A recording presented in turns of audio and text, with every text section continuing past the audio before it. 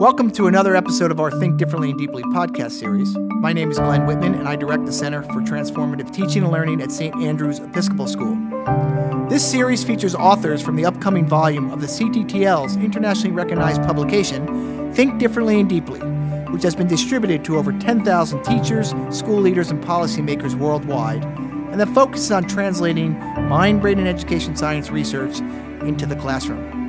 Today, I'm really excited to be talking to my colleague and first grade teacher, Sung Hee Kim, who did a wonderful project with first graders that I, by accident, walked into, but it led to a great discussion that we had, and my desire for her to first write an article about it, and second, to have this conversation with her today. Welcome, Sung Hee. Thank you, Glenn. It's great to be here. Tell me about the exercise you did with your first graders last year that I happened to come upon as I was walking the halls and engaging with some of your colleagues on the lower school campus. So the way it started was that last year I ordered these white stones online because I wanted to write inspirational words on them and create something like a Zen garden in our classroom. But when I received the stones, they were much bigger than I expected. Each stone was almost the size of my fist. Wow. And I couldn't use them in the way that I planned. So they just sat there in the box next to my desk for the next few months.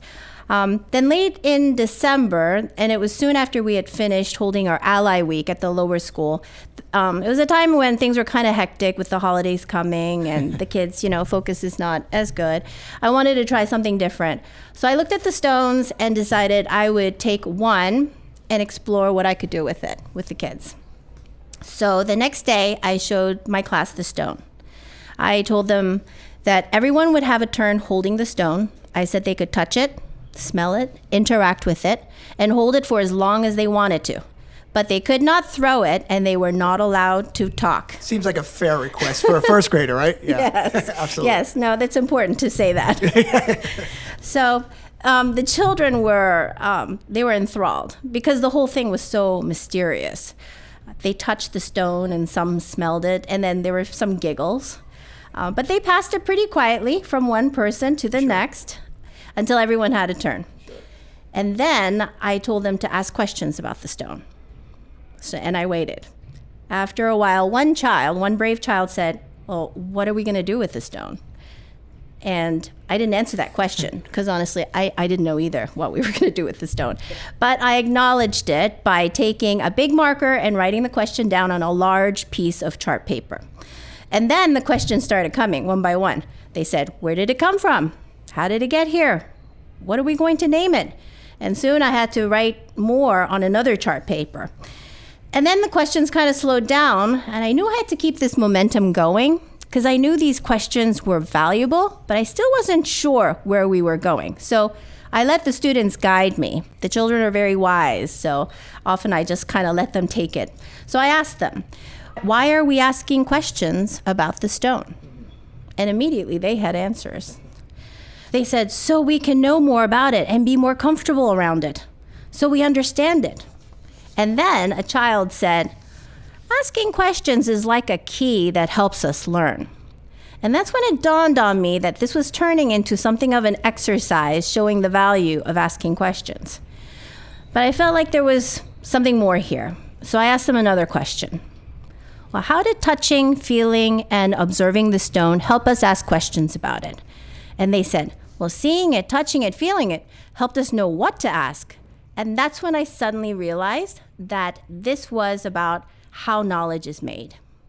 So essentially what the students were telling me was that by interacting with the stone, they made knowledge about it. When they saw, touched, and smelled the stone, they collected new information about it. Sure. And then this new information, combined with the knowledge they already had, for instance, when they walked in the morning, they already had the concept of smoothness in their brains, right? So they combined that together, and that helped them to identify and create the knowledge that this stone is smooth. So then that's when I realized that the questions the students were asking were not just an indication of learning, but also a product of learning in themselves. And that's how we came up with the term knowledge maker. I told them that when you ask these questions, you're being a knowledge maker, someone who actively creates their own learning. And the students were really excited to all be knowledge makers. I can imagine so. I'm thinking about our work together as colleagues over the years, and I've always loved how you've embraced the research around mind-brain education science and thought about it in creative ways with your instructional practice. So, you sort of mentioned it a little as you were going on, but I'd love to know where you see MBE in this exercise. Yeah, I mean, some of it definitely kind of happened on the fly, but I think the most important thing was very intentional. And I think that's the overarching principle, was to minimize classroom threats. This kind of exercise, I think, is best done in an environment where students feel comfortable taking chances. And we create such a place through social emotional learning, which begins the moment students walk into class on the first day of school. So, as you know, we're very much a responsive classroom-based school. Right. So the philosophies of empathy, empowerment, agency, collaboration, and self-control figure into everything we do. It was very intentional. This whole exercise was very highly metacognitive. Right. There are many stages of it during this exercise, starting with even the first question. When I asked them, what questions do you have about, the stone, I made them reflect on their thinking about the stone. And then when I asked, why are we asking questions about the stone? They had to reflect back on their thinking about question asking. Right. So you're a veteran teacher. How many years you've been teaching in total? Sorry to make you count. Yeah, right? Yeah, this is my 9th year. 9th year. So, I think maybe listeners might think, not much might surprise Sung Hee as a veteran teacher, but, you shared some really interesting observations from the exercise. And I'm just curious, did anything really surprise you from the students' initial reactions or questions, or just as you think back and reflect on this experience? Well, I think what always surprises me, though it shouldn't, is the 6, 7-year-olds are capable of great wisdom, and they have insights that are just brilliant. And the fact that they're able to self-lead. So a lot of times when I don't know where this is going, I kind of throw that question back at them, and then they kind of guide it that way. Like I said, when there's multiple learning paths, I let them guide where they want to go, a lot of times through interest or ideas that come into their brains. And they're really good ones. So I think it's not just me leading them, but me kind of facilitating while they lead. So those are the types of things that I think really always surprise me and make me very happy. Another thing I want to say is that when we had just had our Ally Week, when we had this whole conversation about the stone, and then when we're talking about being a knowledge maker versus a knowledge receiver. And knowledge receivers are those who learn mostly by observing and listening. One of my students made a connection to Ally Week and blurted out, well, that's like being a bystander, that was amazing, And then all the kids afterwards said, don't be a bystander in your learning. So I thought that was really cool. That's fantastic. Now, I think you said the exercise took place in December. Is that correct? So you had more than half the year still ahead of you guys. So I'm just curious. I think all of us teachers. I teach history, and you teach certainly history in first grade, but many more subjects than I do actually. We always want our students to be able to connect prior knowledge, new knowledge to new experiences. So how did you see students maybe apply the lessons from this exercise to other activities or projects during the remainder of the school year? Well, I think it really changed their mindset towards learning. It affected everything we looked at, everything that we learned for the rest of the year. We had arrived at this term knowledge maker. I mean, we practically invented that term together. You should probably trademark it and make a lot of money. I'm thinking about that. Fair enough. So those words took on a really deep meaning for us. And we use that term throughout the year to remind ourselves to be knowledge makers. And also, now that we were more self-aware of how to acquire knowledge, we could be more intentional about making knowledge. And so, through this exercise, the entire class had complete buy-in about being a knowledge maker. And it became a permanent goal that we're all continuously striving towards. Asking questions also took on a new meaning. Right. So having gone through this exercise showed how asking questions was a direct route to active learning. So asking thoughtful questions became synonymous with being a knowledge maker. And kids would compliment each other. If someone had a really great share, they'd say, oh, so-and-so is being a knowledge maker. So, it really kind of carried through the whole year. It empowered them as learners. Right. Can you talk more about how getting the right emotional and social climate and culture lends itself to being able to challenge and create a rigorous program for your first graders? You sort of alluded to it a little earlier. Yeah. So, I think that the most important thing that we as teachers can do is to create a knowledge-making environment. Sure. And I really think it begins with social emotional learning. And that's really the foundation on which it's built. So it begins with, in the first grade, it begins with building community.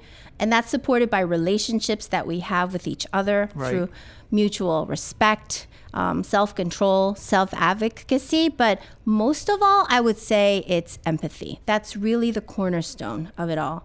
And so in this exercise, for instance, for the children to brainstorm freely and to put forth any ideas freely. And that's not just for these children, but in any organization. The people have to feel safe. And so this environment of feeling safe has to be in place before this kind of activity could happen. And I think the kids were in that place, which is why they were able to do what they were able to do. But it also needed to be maintained during the exercise. So for instance, each time when a question came up, that question had to be affirmed. And all the questions have to be affirmed equally. So the rule is that there's no bad questions. And every question is kind of like a spark that generates the next question. So, think about it, because if a question is challenged or judged by the teacher or, the other kids laugh at it, then afterwards we're not going to have any more questions because people will be afraid to put out their ideas, right? Absolutely. The one thing that really interests me about this project is the multisensory nature of this project. We know from research, multiple modality instruction, multiple sensory instruction is really critical. So this is a little off-the-cuff question, but there's an element to this experience with the rock that I'm really intrigued about, and it's the ability to touch something, right? Most of our students, they listen, right? They see, but sort of that touching moment, it doesn't exist. What did that look like as kids were manipulating this rock? And, it certainly was novel for them. They, I don't think you do it every day, right? Yes. So what was that? What element of teaching, this multi-sensory approach to teaching, did you observe, especially with the touching of the rock? I just wish I was there that moment when the kids were playing with the rock. Well, it became like this precious time that they each had with the stone. And like I said, it was, late December, not usually a time when the kids have their best focus because, they're thinking of Christmas presents and all that. But they were completely captivated by this activity. And it was just a stone, but presented this way, it had a mystery of, this aura of mystery around it. And they had no idea where I was going with it. I'm sure they thought I had some brilliant plan, which I didn't at the time. But you didn't tell them, right? No, I didn't. No. I acted like, I knew. You're the pro. You knew it all the time. Absolutely, yeah. Sometimes it's, confidence is important. So, but they were really engaged. They were completely engaged. And like I said, I told them, you are not allowed to talk. And no one talked. And they did exactly as they were asked. And, I said you could hold the stone for as long as possible. But they all held it a reasonable amount of time and passed it on because nobody did anything else with it. They were all on board with this because they were all excited where it would lead next. My next question is sort of what advice as teachers who are listening to this extend to them for developing their own, whether it's rock exercise experience or metacognitive moment, knowing that you've said a couple things that might be a little bit scary. You said you at times during this experience did not know where this lesson was going, that you would let the students guide you, and that you at moments didn't really have a real plan for this. So what advice would you give teachers when an opportunity like this, their rock exercise moment, emerges in their class? Yeah, I would say that you got to be easy on yourself. We as teachers, we need to feel safe too. So It's not just about creating a safe environment for the students. You have to do it for yourself as well. And you have to allow yourself to fail and try things that may or may not work. So, I'm lucky that I work in a place that empowers teachers Sure. to try new things, think outside the box. I don't have to worry that, someone's going to walk by and look into the classroom and say, why were you talking about a stone all morning? Right. But additionally, I think it's also really important to let go of control sometimes and let the students lead and have faith in their abilities. And sometimes run with it, even though you're not sure where we're all going. And I think that really the key factor is kind of learning when to let go and just facilitate, and then when to step in and guide. I think that's really the key factor. Absolutely. And I think for some teachers that would be brave, but I think you've given a good model for them to try to replicate. I want to thank Sung Hee for her time this afternoon. I want to encourage everybody to read her article in the upcoming edition of Think Differently and Deeply. I'm sort of jealous that I didn't have you as a first grade teacher. The opportunity for a guy like me to play with rocks and to think deeply about them might have allowed me to be a more successful first grader. So Thanks, Sung Hee, for all you do every day, and thanks for sharing your story. Thank you, Glenn. Awesome. Take care. At St. Andrews, we often end our classes with some form of exit ticket or active retrieval of information that was a focal point of the day's class. So in that research-informed spirit, here is your exit ticket for this podcast. How, as a teacher or parent who listened to Sung Hee's story, might you bring questioning, metacognition, or your own rock activity to your class, home, or work with a student? Tweet your answer to @theCTTL. We look forward to seeing what you come up with. The Think Differently and Deeply podcast is a production of the Center for Transformative Teaching and Learning at St. Andrews Episcopal School in Potomac, Maryland, where the mission is to know and inspire each child in an inclusive community dedicated to exceptional teaching, learning, and service. Each podcast is produced by Kirsten Peterson and mixed by Jordan Yantz. Jordan also composed our theme music, which we lovingly call The Growth Mindset.